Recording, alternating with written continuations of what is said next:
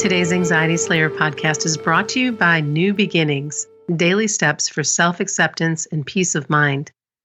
If you want to wake up each day feeling good about yourself, energized, happy, peaceful, if you want to shed layers of protective armor wrapped around your heart, this supportive course is for you. Join us on this journey of deep self-care work. Save 30% for a limited time with the coupon code NEWYEAR. Learn more at anxietyslayer.com. Welcome back to the Anxiety Slayer podcast. I'm Shan Vanderleek, here with my wonderful friend and co-host Ananga Sivyer.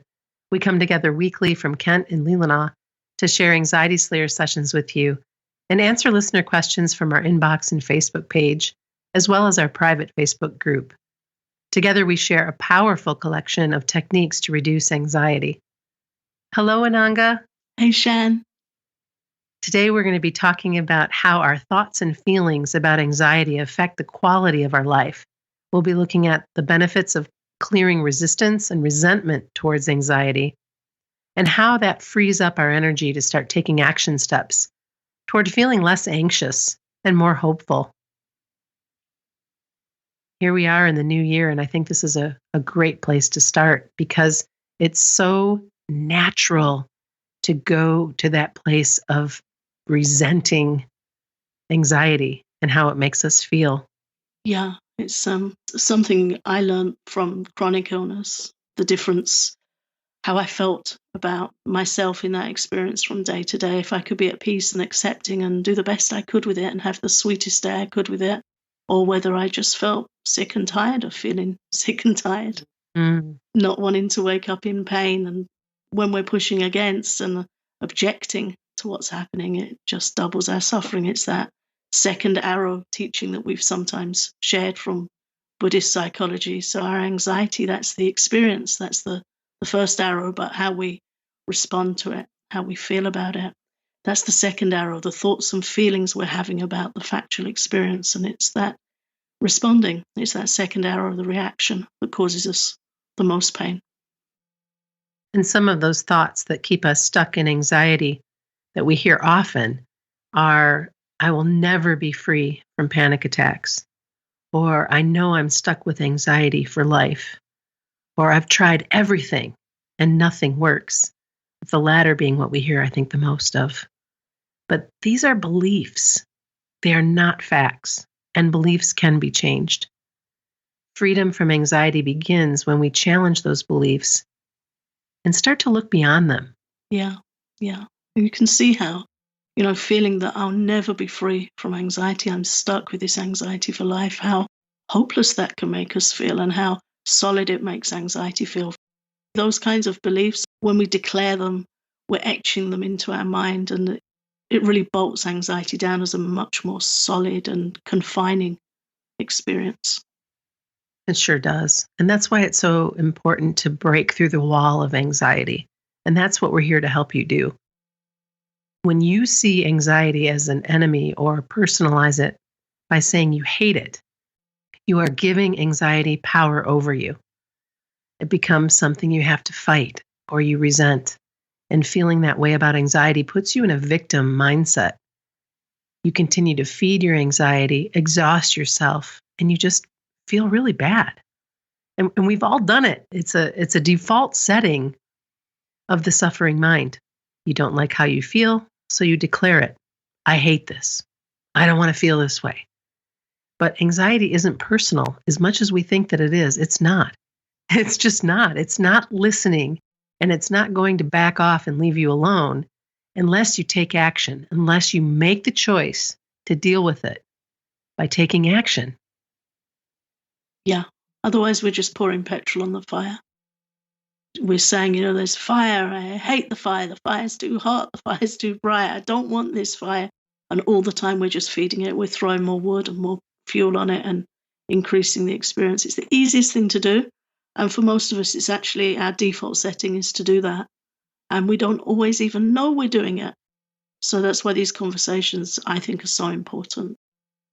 To look at this. These kinds of teachings have helped me so much with anxiety and with chronic illness. They've really helped me cope and improve the quality of my life, even though stuff was going on that I was unable to control, still you can change a lot more than you often realize.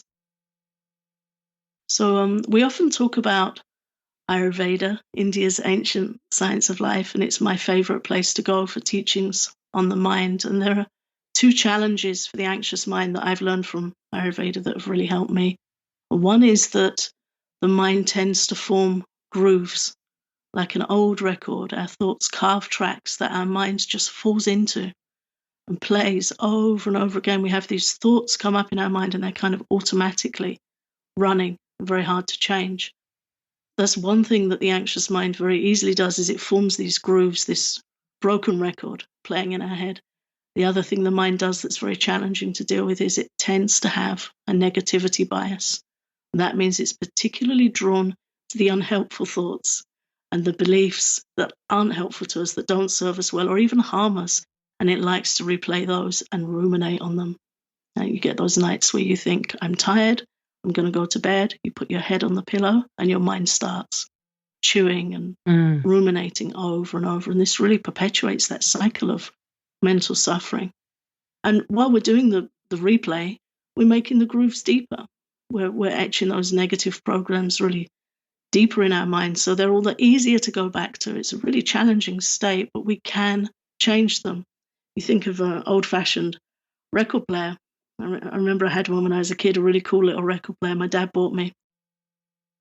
You have the stylus that you put on the track, and you can flick that stylus on or lift it over onto a different track. And that's what we have to practice with our mind, is moving that over into a different groove, forming positive thought grooves, different things that we aspire to, things that fill us with hope and purpose and meaning in life, and consciously redirecting the mind to play those thoughts more and more so that it overcomes this preference for negativity and switches out to better thoughts. And you have such a wonderful start when you can identify the groove or identify the pattern. Because as soon as you see it, you cannot not see it.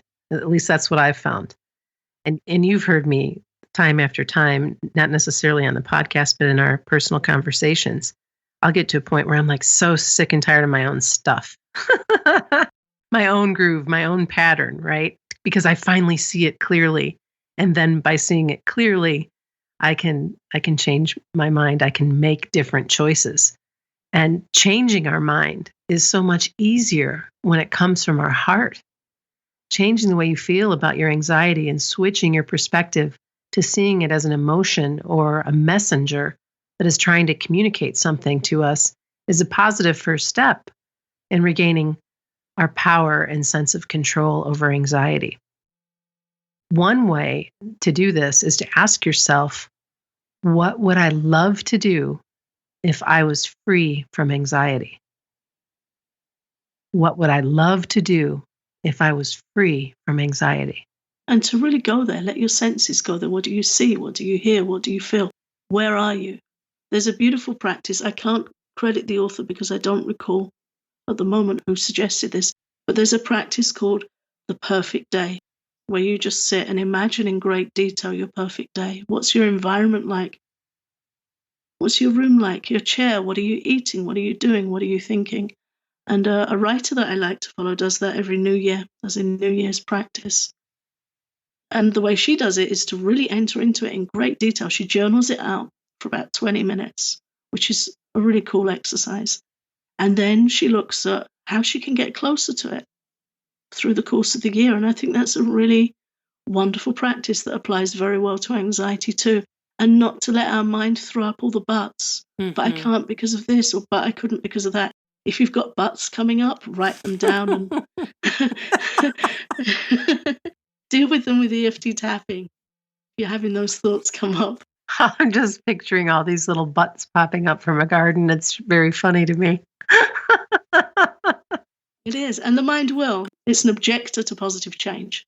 The mind will throw up flags. But it's an imaginative exercise. You can do whatever you want. Sure. You can imagine your perfect day. And if objections come up, then write them down and go through the EFT tapping points with them. Oh, I don't think I could do this because of this. Or, it's a really healthy exercise to try. And when we practice looking for purpose and meaning in our life, then anxiety becomes a hurdle.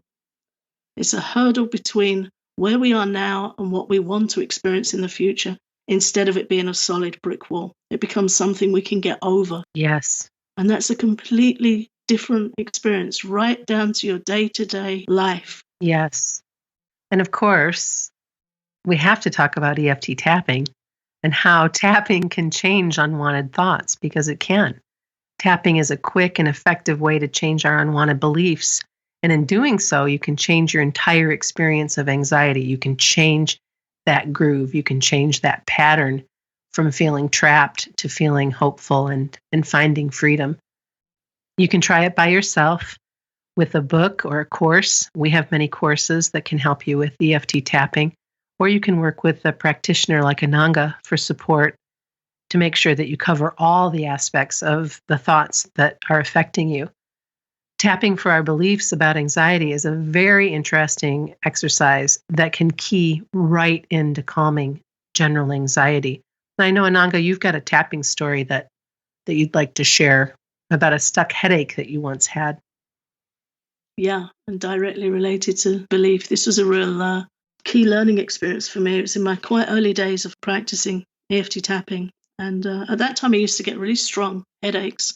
And sometimes when they would start, I'd start to feel a little bit anxious because I knew that they could escalate quickly in the direction of a migraine. Sometimes I'd just be propped up in bed in extreme pain for hours. It could involve nausea, and it was a horrible experience. So the headache start to show those signs of developing and think, oh no, I knew what was coming. So, of course, that's a form of resistance, tensing up, same as we do with anxiety and so many other experiences. So, I was teaching and experimenting with EFT tapping and working with beliefs to do with all different areas of life. And we were also, this is used with EFT a lot now, but it wasn't in those days EFT for pain relief. We were just starting to play with it for pain relief, but now it's used a lot for pain relief. Anyway, so I was about to travel home and I had this headache, so I was tapping. I have this headache, even though I have this headache, this pain in my eyes, this pain in my neck, even though I'm worried it's going to develop, and nothing was happening, and the headache wasn't changing at all. Nothing was happening. And then I realized that I didn't trust it for pain because, again, in those days, we weren't really using EFT for pain yet. And I didn't really think it would work. It's like, yeah, some friends are having some results, but I don't really think it's going to do it for me. And I was like, okay, that's a belief. And that's why I bring that example into this. Okay, I have a belief that EFT isn't going to help me with my headache. So I just tap for that, even though tapping on the side of my hand, even though I don't believe EFT is going to help my headache, I accept myself. Even though it's helped others, I don't think it's going to help me. Even though I feel stuck with this headache, and I started tapping through the points. And as I did so, the headache began to ease more, more, and more. And I was quite fascinated just from tapping on that belief. So that's why we say tapping for your beliefs about anxiety is an interesting exercise that can key right into calming anxiety itself. Because if you believe, I'm stuck with this forever, or if you're going into loving relationships with your friends and family thinking, they think I'm high maintenance and I can't do anything about it, and you can change that belief, it changes so much. It really does. I have a tapping story as well about beliefs that you were a witness to, Ananga. And that was, I guess it's been a couple years ago now. I went to see my nurse practitioner and they took my blood pressure and it was super high. And the nurse and the nurse practitioner were both kind of freaking out about it and wanting me to potentially go to the emergency room to have it checked out. And it what it did is it kind of kicked off this pattern for me of, oh my goodness, my blood pressure's high. So I would stop at the local clinic here and they would so kindly take my blood pressure. And then I need to get a blood pressure cuff. I didn't go to the emergency room because I felt fine. And after being in that environment, it seemed to come down. Well, anyway, I had a belief in that very moment that I needed to do something about high blood pressure. Because why? Because I trusted my nurse practitioner. I trusted You give so much trust to doctors and nurses, and many of them absolutely deserve it, but we also have to check in with ourselves. And what I realized was, and it took me 2 years and some tapping, was that, oh my goodness, I'm one of those people who has white coat syndrome because I had an opportunity to see the same practitioner and somebody else within 10 days of each other. And took my blood pressure leading up to both appointments. And sure enough, it was just fine until the appointment. And then it was super high. And on the second one, I even drank magnesium before going, and it was still high. And when I got home, and my doctor, this is a different doctor, it was this, who said, "It's really nice to know your body, isn't it?" And I thought, oh my gosh, there was like, that was a key. I was in this pattern of fear and concern. And do I still check on my blood pressure? Absolutely, because there is some high blood pressure in my family. But on a day-to-day basis, or on a every other day basis, or whenever I check it, it's just fine. And my doctor says it's really okay if it's in this area. Even though that isn't the ideal number, I'm not worried about that at all. Carry on. And so you helped me identify that trust and that belief from years ago and tap through that and release that and understand this for what I think it is right now at this point in my life, that I get an elevated blood pressure reading when I go to the doctor, like so many other people do. Yeah. It really is about paying attention and, yeah, knowing our body, knowing our reactions. And when we can see context and we can see cause and effect, it takes that mystery out. Otherwise, we just feel held hostage to anxiety that could flare up at any time. It becomes like this kind of volatile, unpredictable presence in our life. And it's like, I don't know when it's going to get me. Usually there's cause and effect. And what you experienced, as we discussed together at the time, was a mini trauma, because you're going to a medical practitioner who's showing shock in their face about your body, something I wish they wouldn't do. No doubt, right? You go to an authority and they're showing signs of registering that there's something's not right. And that used to be a big fear for me when I was young with health anxiety. I saw a few kind of older male, quite unfriendly, cold doctors, and they really scared me. Yeah. And they would, cast their opinions about my body and my health that made me feel like there was something freakishly wrong with me. Yes. It took me many years to get over that. I would have all kinds of imaginings about my body that I don't even know are biologically possible or accurate. But, Right. you mix that in with a few things that you see as a kid that you shouldn't. Like I can remember my dad watching a documentary on psychic surgery, and there's some guy kneading this woman's stomach and blood and stuff coming out, and it really scared me. And some other stuff he would watch, unreservedly news and documentaries that I don't think young children Should see. No. we don't have that ability to put it in context Right. yet. We shouldn't be seeing that stuff. So in my head, that all went together in this kind of dreadlock of terror. Yeah, I bet. But it does for so many of us. So it's really important to look at ourselves with compassion. You're not broken. You're not unfixable. Some stuff's gone in and caused these reactions, and it can be supported. It can be worked with. And I think your example with the blood pressure is a brilliant example. And I know in our group, we hear a lot of this white coat anxiety.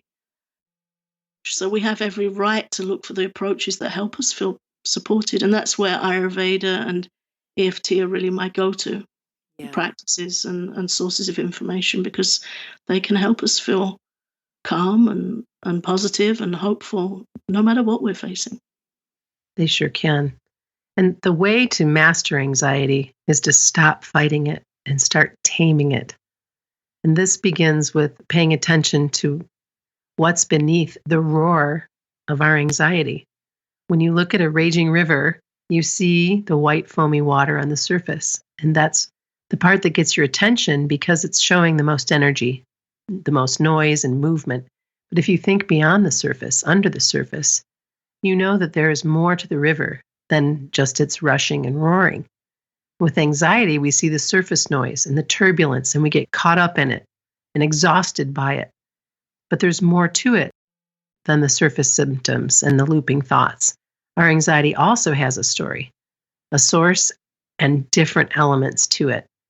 There will be things that provoke your anxiety and things that help calm it. It's not static. So the mind likes to think anxiety is solid, set in stone, that brick wall we were talking about earlier, but it really isn't. And that's part of the taming of it, is that it's movable and that it can be influenced, that it can be quelled and tamed. Yeah. So again, getting curious is the important shift that helps us look into our anxiety for more information.